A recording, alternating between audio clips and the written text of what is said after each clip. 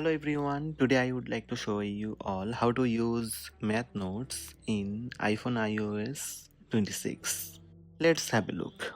Before we start, make sure you are using iPhone iOS 26. First, you need to open Calculator app. In iOS 16, you will see calculator icon on top right. Tap calculator icon. Now choose math notes. Tap New Note button on bottom right. Then tap pencil icon.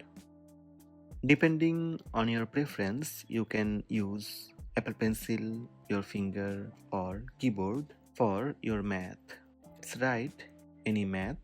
Add equal sign. Math notes will return the answer on your screen. You can even add a square root and you will see the result. So these are the steps to use math notes on iPhone iOS 26.